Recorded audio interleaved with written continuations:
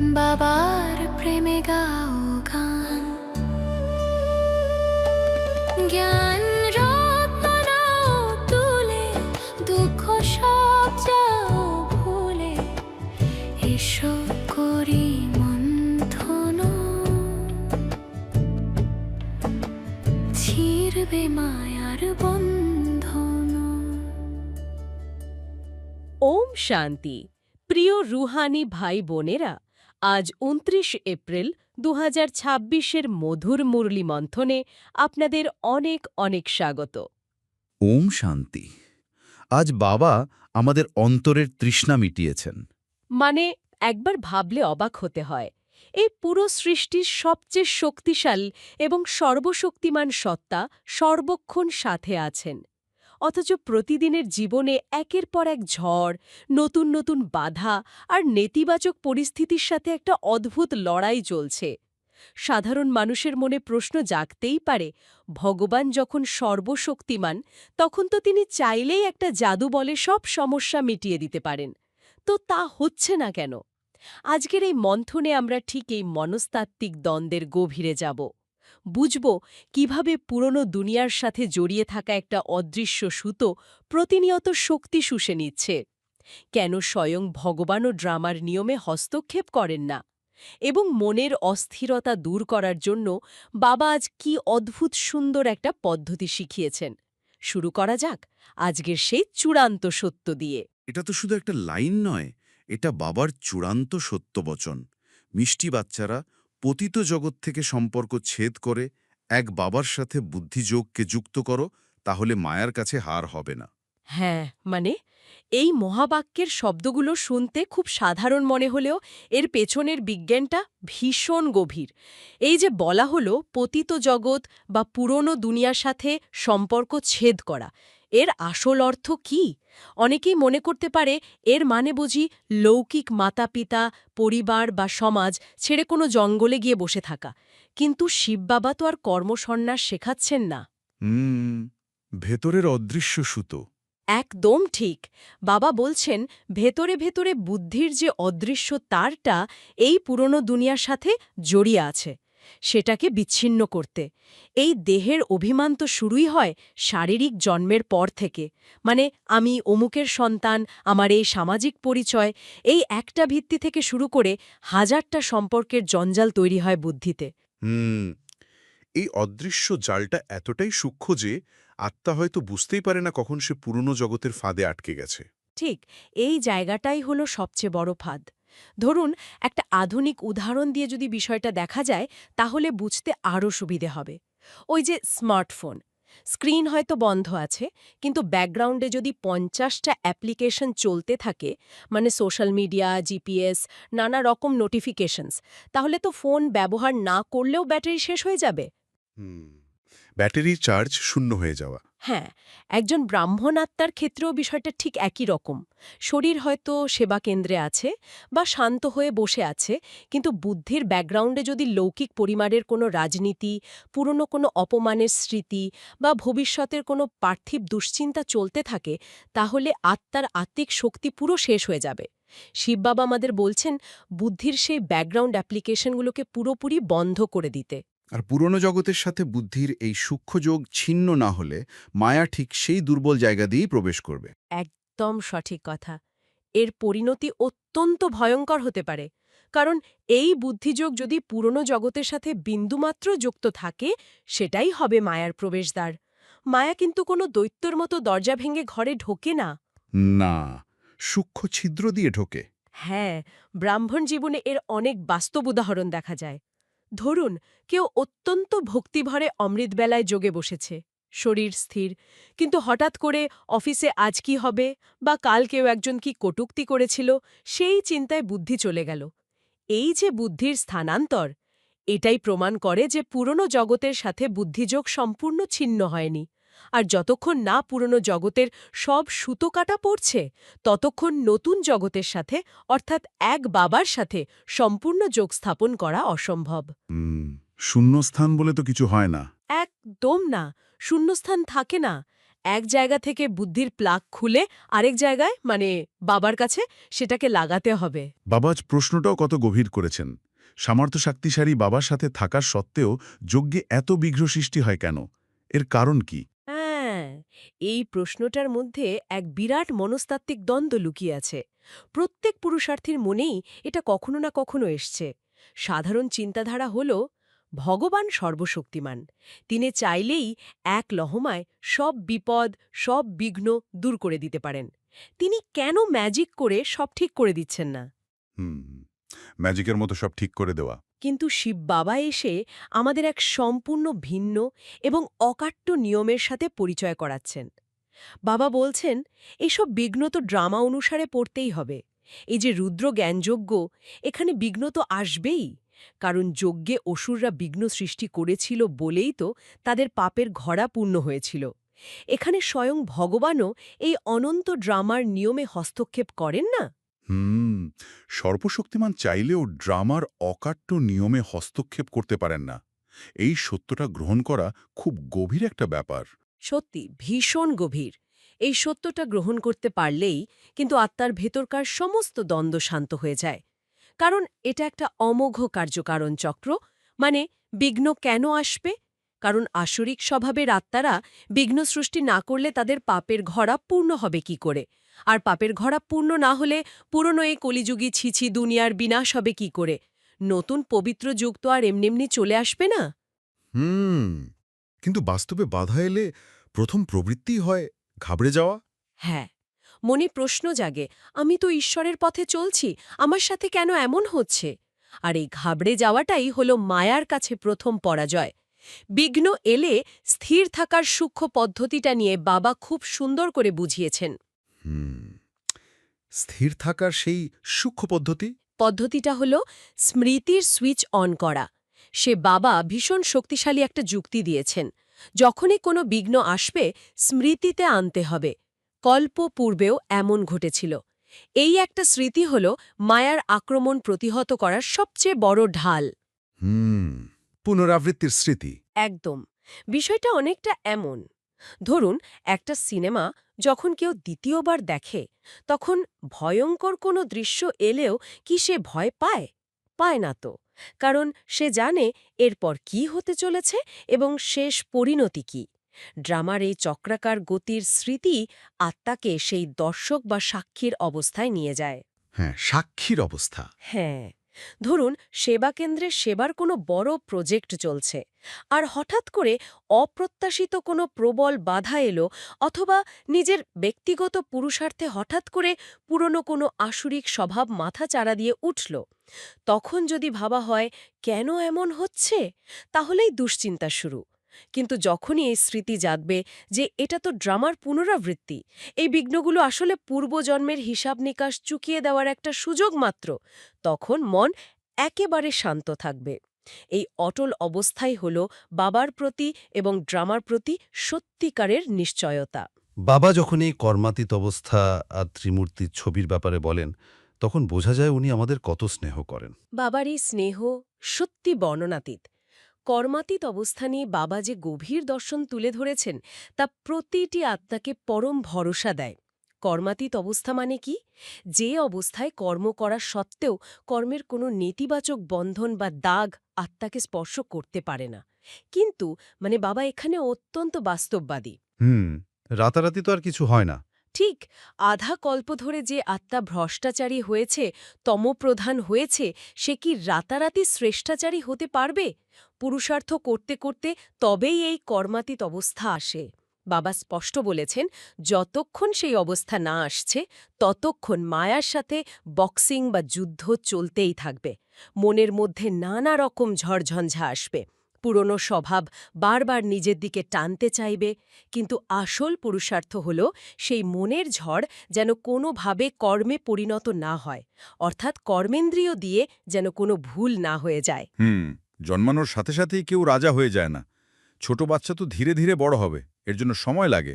কি চমৎকার একটা উপমা! ঠিক যেমন একটা ছোট বাচ্চার পেশি শক্ত হতে সময় লাগে, তেমনি আত্মার এই শ্রেষ্ঠ অবস্থা ধারণ করতেও সময় প্রয়োজন। রাতারাতি দেবত্ব প্রাপ্তি ঘটে না। আর এই লম্বা সময়কালে মায়া যখন বারবার হয়রান করে, তখন বাবা একটা অদ্ভুত সুন্দর ও ব্যবহারিক পদ্ধতি দিয়েছেন। হ্যাঁ, ত্রিমূর্তির ছবি বা লক্ষ্মীনারায়ণের ছবি। হ্যাঁ, বাবা বলেছেন ত্রিমূর্তির ছবি বা লক্ষ্মীনারায়ণের ছবি চোখের সামনে রাখতে। কেন শুধু জ্ঞান বা দর্শনের কথা না বলে একটা দৃশ্যমান ছবির কথা বলা হলো? কারণ মানুষের বুদ্ধি যা দেখে তা অত্যন্ত দ্রুত গ্রহণ করতে পারে। ঠিক তাই। এর পেছনে মানুষের মনস্তত্ত্বের এক বিরাট বিজ্ঞান লুকিয়ে আছে। মানুষের মস্তিষ্ক এবং বুদ্ধি অত্যন্ত দৃশ্যনির্ভর। যখন বুদ্ধি মায়ার সাথে বক্সিং করতে করতে ক্লান্ত হয়ে পড়ে, তখন শুধু কথার জ্ঞান অনেক সময় মস্তিষ্ক প্রসেস করতে পারে না। Visual trigger. একদম। চোখের সামনে যখনই ওই লক্ষ্মীনারায়ণের ছবিটা পড়ে, তখন সেটা একটা ভিজুয়াল ট্রিগার বা দৃশ্যমান উদ্দীপক হিসেবে কাজ করে। সকালে উঠে যখনই চোখ ওই ছবির ওপর পড়বে, বুদ্ধিতে সাথে সাথে শিব বাবার স্মরণ আসবে, আর মনে পড়ে যাবে বাবার দেওয়া বিষ্ণুপুরীর উত্তরাধিকারের কথা। এই ছবিগুলো বুদ্ধির সেই ক্লান্তিকর লড়াইকে বাইপাস করে সরাসরি গন্তব্যের কথা মস্তিষ্কে গেঁথে দেয়। যখন মন দুর্বল হয়, তখন এই চিত্রগুলো এক আধ্যাত্মিক নোঙর হিসেবে কাজ করে। হ্যাঁ, বিয়ের সম্বন্ধ ঠিক হয়ে গেলে তখন কি আর কেউ দালালকে স্মরণ করে? অব্যর্থ একটা উদাহরণ। ব্রহ্মা বাবা হলেন সেই মাধ্যম বা দালাল, কিন্তু আসল উত্তরাধিকার তো এক শিব বাবার কাছ থেকে পাওয়া যাচ্ছে। তাই বুদ্ধিযোগ বা স্মরণ একমাত্র তাকেই করতে হবে। আর এই আত্মিক সংযোগের প্রসঙ্গ ধরে সেবার একটা খুব সূক্ষ্ম দিকে বাবা আজ আলোকপাত করেছেন। প্রজেক্টরের চেয়ে প্রদর্শনীর প্রভাব। হ্যাঁ, বাবা বলছেন প্রজেক্টরের চেয়ে প্রদর্শনীর প্রভাব বেশি হতে পারে। এর পেছনের কারণটা কি? কারণ প্রদর্শনীতে যখন কাউকে সরাসরি বোঝানো হয়, তখন দুটো আত্মার মধ্যে সরাসরি সংযোগ ঘটে। কারণ সরাসরি আত্মিক সংযোগ ঘটে। ঠিক। যে সামনে দাঁড়িয়ে শুনছে, তার চেহারার ভাব, তার চোখের ভাষা দেখে বোঝা যায় সে জ্ঞান কতটা গ্রহণ করতে পারছে। মানুষের সাথে মানুষের এই আত্মিক সংযোগ সেবাকে অনেক গভীরে নিয়ে যায়। যে যেমন যোগী সে তেমন সার্ভিস করে। আর এখান থেকেই একটা বড় প্রশ্ন সামনে এসে দাঁড়ায়। শুধু তত্ত্বগত জ্ঞান দিয়ে কি এই মায়াকে জয় করা বা শ্রেষ্ঠ সেবা করা সম্ভব? শুধু জ্ঞান তো অনেক সময় আত্মাকে অহংকারী করে তুলতে পারে, যদি তার সাথে যোগ না থাকে। এই কথাটাই এই পুরো পুরুষার্থের ভিত্তিমূল। শুধু জ্ঞান দিয়ে মায়াকে জয় করা কখনোই সম্ভব নয়। জ্ঞান শুধু পথ দেখায়, কিন্তু যোগ সেই পথে হাঁটার শক্তি দেয়। বাবা বলছেন, কর্ম করবার সময় বাবাকে স্মরণ করতে করতে কাজ করো। এটাই হলো কর্মযোগ। যোগ আত্মাকে শীতল আর পবিত্র করে। একদম। এই স্মরণের যাত্রায় এই যোগের দ্বারাই আত্মার আয়ু বৃদ্ধি পাবে, আত্মা নিরোগী হবে। শুধু জ্ঞান একটা আত্মাকে হয়তো খুব ভালো বক্তা বানাতে পারে, সে হয়তো খুব সুন্দরভাবে অন্যদের বোঝাতেও পারে, ছোট বাচ্চারাও তো মুখস্থ করে জ্ঞান বোঝাতে পারে, কিন্তু তার মানে তো এই নয় যে তারা যোগী হয়ে গেছে। যোগ আত্মাকে শীতল, পবিত্র আর নিরোগী করে। মায়ামতে চললে তো সবই খারাপ হয়, কিন্তু আমরা পেয়েছি বাবার শ্রীমত। এই শ্রীমতের আধারে কর্ম করার সময় বুদ্ধির যোগ যদি বাবার কাছে যুক্ত থাকে, তবেই সবথেকে বেশি কল্যাণ হবে। গভীর আত্মবিশ্লেষণ। আজকের এই গভীর মন্থন থেকে বিদায় নেওয়ার আগে একটা ভাবনার জায়গা তৈরি করা প্রয়োজন। একটু অন্তর্মুখী হয়ে ভাবলে একটা গভীর প্রশ্ন সামনে আসে। ঠিক এই মুহূর্তে, এই সেকেন্ডে, বুদ্ধির সেই অদৃশ্য সুতোটা কোথায় যুক্ত আছে? এই নশ্বর পৃথিবীর কোনো সমস্যা, পুরনো কোনো রাগ, সম্পর্কের টানাপোড়েন বা ভবিষ্যতের দুশ্চিন্তার সাথে, নাকি সেই অনন্ত আলোর উৎসের সাথে, সেই নতুন জগতের উত্তরাধিকারের সাথে? এই একটা প্রশ্নের উত্তরই ঠিক করে দেয় মায়ার সাথে পরবর্তী বক্সিং রাউন্ডের ফলাফল কী হতে চলেছে। সম্পূর্ণ সমর্পণ। মিষ্টি মিষ্টি হারানিধি, বাচ্চাদের প্রতি মাতা-পিতা, বাপদাদার স্নেহ সুমন আর সুপ্রভাত। বাবার এই ভালোবাসার শক্তি নিয়েই চলুন ধারণার দিকে এগোই। ধারণার জন্য মুখ্য সার হিসেবে বাবাজি দিশা দিয়েছেন, তা কিন্তু অত্যন্ত ব্যবহারিক। একদম। বিশেষ করে প্রথম পয়েন্টে বাবা যে অদ্ভুত আর আধুনিক উপমা দিয়েছেন সেটা নিয়ে আমাদের গভীরভাবে ভাবা দরকার। হ্যাঁ, ওই বক্সিংয়ের উপমাটা, তাই তো? হ্যাঁ, বাবা বলেছেন মায়ার বক্সিংয়ে কখনো যেন হার না হয় সেদিকে খেয়াল রাখতে হবে। আর এর জন্য কল্পপূর্বের স্মৃতির দ্বারা নিজের অবস্থাকে মজবুত করতে হবে।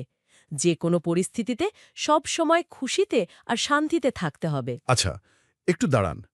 এই মায়ার বক্সিং শব্দবন্ধটা বেশ চমকপ্রদ, কিন্তু বাস্তব প্রয়োগের ক্ষেত্রে আমার একটা খটকা আছে। কী রকম খটকা?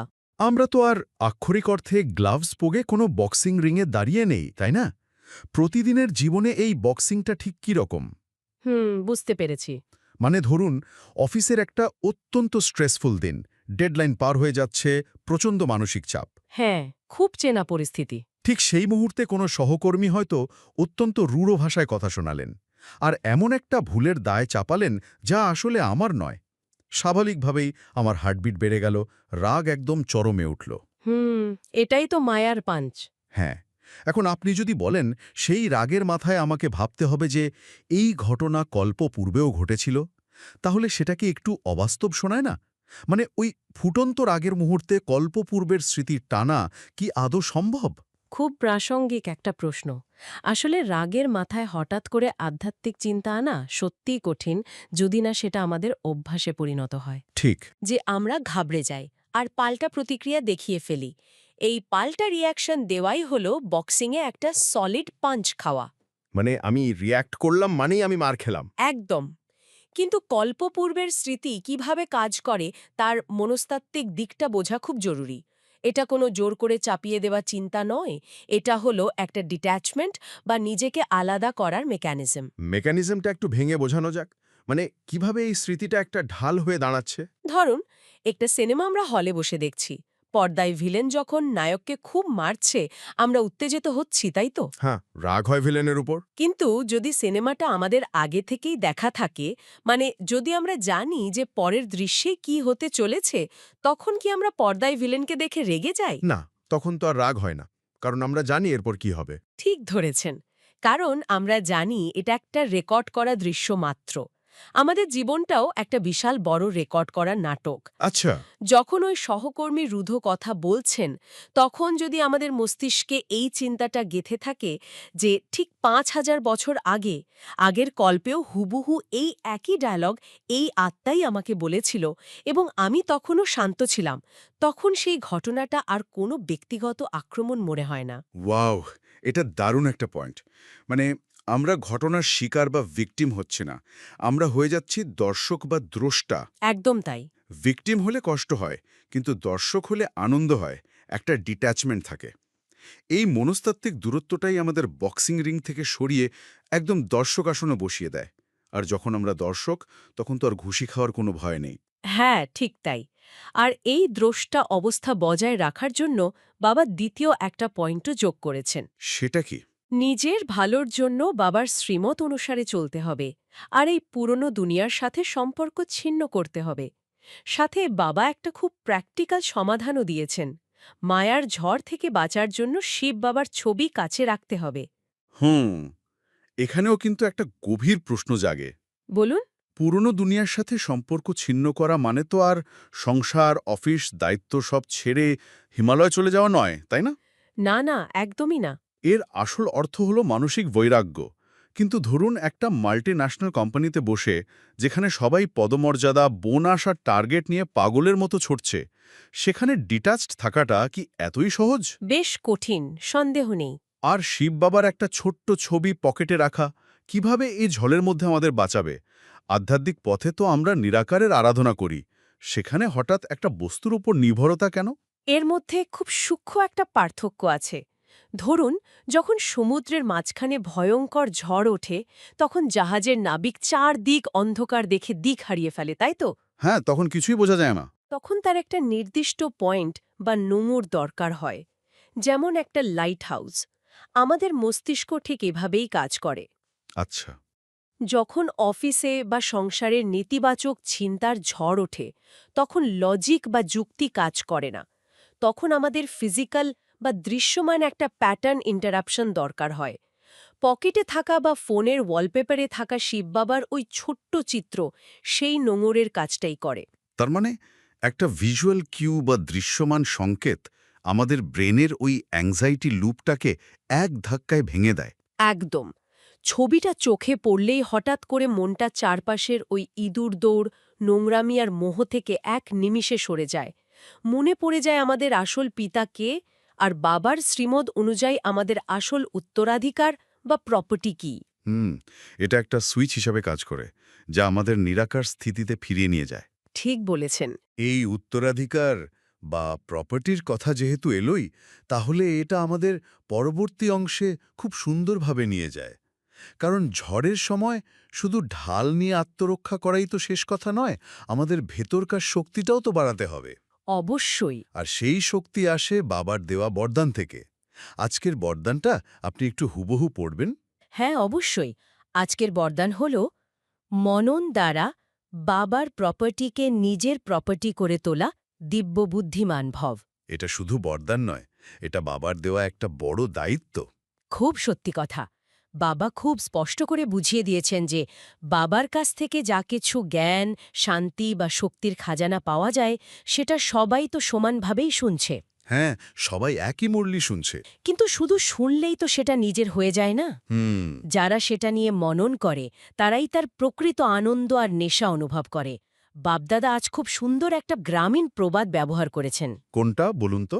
নিজেরটা নিজে ঘুটলেই তবে নেশা চড়ে। আহা! অর্থাৎ নিজের চেষ্টায় জ্ঞানকে মন্থন করলে তার আসল স্বাদ বা শক্তি লাভ করা যায়। এই মনন বা ঘোটা জিনিসটার মানে শুধু কিন্তু চিন্তা করা নয়, এটাকে একটা ব্যাংকের ইনভেস্টমেন্টের সাথে তুলনা করা যেতে পারে। বাহ! ইনভেস্টমেন্ট? কিভাবে? ধরুন, রোজ সকালে আমরা যে বাবা শ্রীমৎ শুনছি, সেটা হলো ব্যাংকে জমানো ক্যাশ টাকা। এখন কেউ যদি সেই ক্যাশ টাকা শুধু নিজের খাটের তোষকের নিচে লুকিয়ে রাখে, তাহলে কি হবে? কারণে সেই টাকার মান কমে যায়। আধ্যাত্মিক জীবনে এই ইনফ্লেশনটাই হলো মায়া। সংসারের নানা চাপে ওই সকালে শোনা কথার প্রভাব বেলা বাড়ার সাথে সাথে কমে যায়। হ্যাঁ, একদম প্র্যাকটিক্যাল কথা। কিন্তু মনন বা মন্থন হলো সেই জ্ঞানকে ইনভেস্ট করা, যেখানে তা চক্রবৃদ্ধি হারে বা কম্পাউন্ড ইন্টারেস্টে বাড়তে থাকে এবং ঠিক বিপদের সময় একটা বড় ফান্ড হিসেবে আমাদের রক্ষা করে। চমৎকার উপমা। মানে ইনভেস্টমেন্ট না করলে যেমন বিপদের দিনে শূন্য হাত থাকে, মনন না করলে মায়ার ঝড়ের দিনে আমাদের বুদ্ধিও ঠিক সেইভাবেই শূন্য হয়ে পড়ে। তখন আমরা সাধারণ মানুষের মতোই প্যানিক করি। একদম। এর একটা বাস্তব প্রয়োগ ভেবে দেখা যাক। ধরুন, হঠাৎ ব্যবসায় একটা বড়সড় আর্থিক ক্ষতি হলো, অথবা পরিবারের কারো খুব বড় কোনো অসুখ ধরা পড়ল। খুব কঠিন পরিস্থিতি। একজন সাধারণ মানুষ এই পরিস্থিতিতে দিশেহারা হয়ে যায়, কান্দাকাটি শুরু করে। কিন্তু একজন দিব্যবুদ্ধিসম্পন্ন আত্মা, যিনি নিয়মিত বাবার জ্ঞান মন্থন করেন, তিনি কি করবেন? তার মস্তিষ্কের কাজ করার ধরনটাই কিন্তু পুরো আলাদা হবে। ঠিক। তিনি ঘটনার গভীরে গিয়ে মন্থন শুরু করবেন। তার ভেতরে চিন্তার একটা নতুন চেন তৈরি হবে। তিনি ভাববেন, ক্ষতি কার হল, শরীরের বা বস্তুর? কিন্তু আমি তো এক অবিনাশী আত্মা। এই আর্থিক ক্ষতি বা রোগ, এগুলো তো একটা নাটকের দৃশ্য মাত্র, যার হিসাব নিকাশ আমাকেই মেটাতে হবে। এই যে একটার পর একটা ইতিবাচক চিন্তার চেন তৈরি করা, পরিস্থিতিকে আধ্যাত্মিক লেন্স দিয়ে বিশ্লেষণ করা, এটাই হলো ঘোঁটা বা মনন করা। হ্যাঁ, আর যখন এইভাবে কেউ মন্থনের নেশায় থাকে, তখন বাইরের জগতের কোনো ক্ষতি তাকে আকর্ষণ করতে পারে না। তার দুঃখ হয় না। তার বুদ্ধি এতটাই পরিষ্কার আর স্বচ্ছ হয়ে যায় যে সে স্বাভাবিকভাবে দিব্য বুদ্ধির বরদান লাভ করে। আর যখন বুদ্ধি এরকম দিব্য হয়ে যায়, তখন আমাদের মনের যাবতীয় বিভ্রান্তি বা কনফিউশন আপনা আপনি কেটে যায়, তাই না? একদম। আর ঠিক এই কথাটাই আজকের স্লোগানে খুব সুন্দরভাবে বলা হয়েছে। বাবা বলেছেন, মনের বিভ্রান্তি সমাপ্ত করার জন্য নির্ণয় শক্তিকে বৃদ্ধি করো। মানে এটা একটা চেন রিয়াকশন। মনন করলে বুদ্ধি দিব্য হয়, বুদ্ধি দিব্য হলে স্পষ্টতা আসে, আর স্পষ্টতা এলে আমাদের নির্ণয় শক্তি বা সিদ্ধান্ত নেওয়ার ক্ষমতা নিখুঁত হয়। ঠিক তাই। কিন্তু এই নির্ণয় শক্তির সাথে আজকের অব্যক্ত ইশারার একটা খুব গভীর দ্বন্দ্ব আছে বলে আমার মনে হয়। বাপদাদা আজ ইশারা দিয়েছেন যে মহান হওয়ার জন্য মধুরতা এবং নম্রতার গুণ ধারণ করতে হবে। হ্যাঁ, বাবা বলেছেন এমনটা যেন কখনো মনে না হয় যে আমরা তো সবসময় নত হই, কিন্তু আমাদের কোনো মান সম্মান নেই, আর যারা মাথা নত করে না, মিথ্যে বলে, সাময়িকভাবে তাদেরই বেশি প্রতিপত্তি। এখানেই আমার খটকাটা লাগে। কেন? আজকের কর্পোরেট দুনিয়ায় বা আধুনিক সমাজে তো এটাই রূঢ় বাস্তব। আপনি যদি অফিসে কোনো মিটিংয়ে বা সংসারের কোনো বিবাদে সবার কথা মেনে নিয়ে মাথা নত করেন, মানুষ আপনাকে দুর্বল ভাববে। হ্যাঁ, সবাই ভাবে এর বোধহয় কোনো শিরদাঁড়া নেই। ঠিক, যারা একটু গলার জোর দেখায়, একটু মিথ্যে বলে ম্যানিপুলেট করতে পারে, তারাই তো প্রমোশন পায়, তারাই সমাজে দাপিয়ে বেড়ায়। তাহলে এই পরিবেশের নম্রতা ধারণ করলে তো আমরা পিছিয়ে পড়ব। আপাত দৃষ্টিতে এটা একদম ঠিক মনে হলেও এখানে আমাদের দূরদর্শী বুদ্ধি বা লং টার্ম ভিশন ব্যবহার করতে হবে। মানে? বাবা আমাদের সাময়িক লাভের কথা বলছেন না, বাবা আমাদের পুরো ৫,০০০ বছরের একটা সাইকেলের হিসেব বোঝাচ্ছেন। আচ্ছা, একটা ফল ভর্তি গাছ যখন মাটির দিকে নত হয়ে যায়, তখন কি আমরা বলি গাছটা দুর্বল? না, তা তো বলি না। আমরা জানি গাছটা পূর্ণতায় ভরে গেছে বলেই নত হয়েছে। অহংকার শূন্য হয়ে নত হওয়া মানে ছোট হওয়া নয়, এটা হলো আধ্যাত্মিক পূর্ণতার লক্ষণ। ও, বুঝতে পেরেছি। মানে যার ভেতরে অভাব আছে সেই চিৎকার করে বা মিথ্যে বলে নিজেকে বড় প্রমাণ করতে চায়। একদম তাই। যার ভেতরে দিব্য শক্তির পূর্ণতা আছে তার এই মিথ্যে আত্মপ্রচারের কোনো প্রয়োজনই হয় না। ঠিক। আর বাবা যে পুরো সাইকেলের হিসাবটা দিয়েছেন সেটা ভাবলে অবাক হতে হয়। হ্যাঁ, ওই পূজনীয় হওয়ার ব্যাপারটা। হ্যাঁ, এখন যারা নম্রতার গুণ ধারণ করে সবার সামনে মাথা নিচু করে অহংকারকে বিসর্জন দেবে, সমস্ত কল্পজুড়েই সমস্ত আত্মা তাদের সামনে নত হবে। সত্যযুগ আর ত্রেতাযুগে যখন এই আত্মারা রাজত্ব করবে, তখন অন্য আত্মারা ভয় থেকে নয়, মন থেকে ভালোবাসায় তাদের সামনে নত হবে। কারণ তাদের ভেতরের সেই দেবতা স্বরূপ সবাইকে আকর্ষণ করবে। আর দাপর ও কলিযুগে যখন আমরা আর সশরীরে থাকব না, তখন আমাদের প্রতিমার সামনে মন্দিরে মন্দিরে মানুষ ঘাড় নিচু করে নমস্কার করবে। ভাবা যায়, তার মানে আজকের এই এক মুহূর্তের নম্রতা, সংসারের একটা সামান্য বিবাদে নিজের ইগোকে একটু সরিয়ে রাখা, আমাদের পুরো ৫,০০০ বছরের জন্য পূজনীয় আর সম্মানীয় করে তুলছে।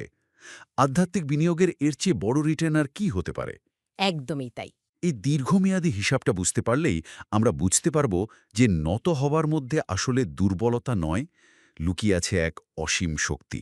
প্রতিদিনের কে বড় আর কে ছোট, এইসব সস্তা অহংকারের খেলা থেকে নিজেকে বের করে আনাটাই হলো আসল স্বাধীনতা।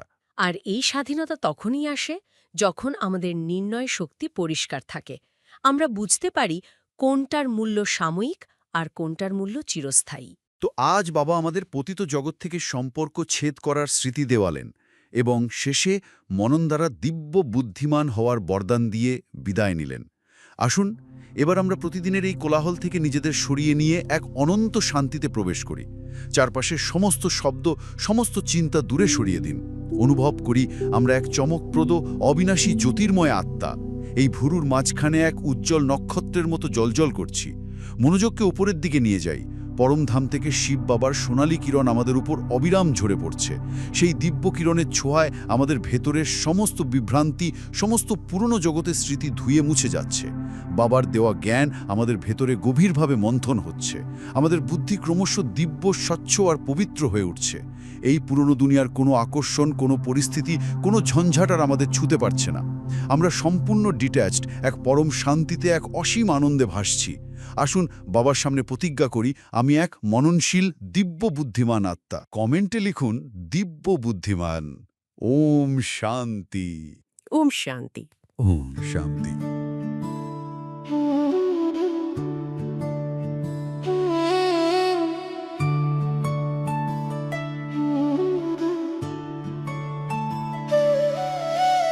মধুবনে বাজে বাঁশি, বাবা তোমায় ভালোবাসি। মুরলি শুনে জুড়ায় প্রাণ, বাবার প্রেমে গাও গান। জ্ঞান রত্ন নাও তুলে, দুঃখ সব যাও ভুলে, এসো করি মন্থন। ছিড়বে মায়ার বন্ধন।